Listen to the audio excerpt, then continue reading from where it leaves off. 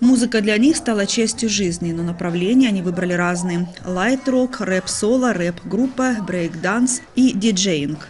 Я представляю направление рэп-соло. В данном фестивале неоднократно принимал участие. Мне это нравится, выступать на публику, я этим живу, это моя жизнь. Я Глеб Матрёнин, это Татьяна Симон, это Данил Чуранов, а это Данил Сучков.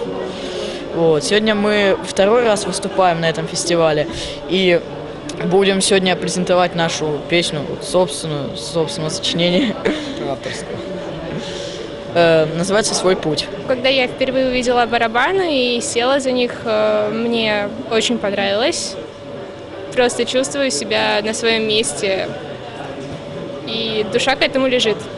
Фестиваль объединил исполнителей из разных поселений района. Группа «Вторжение» приехала из Засовской.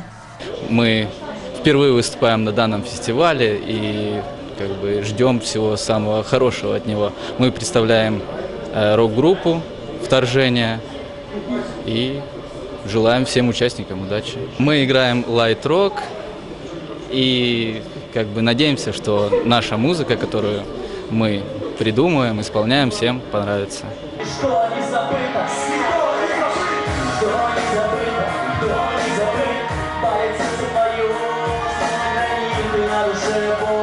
Прощай, покой, я не могу дышать кровавой войной.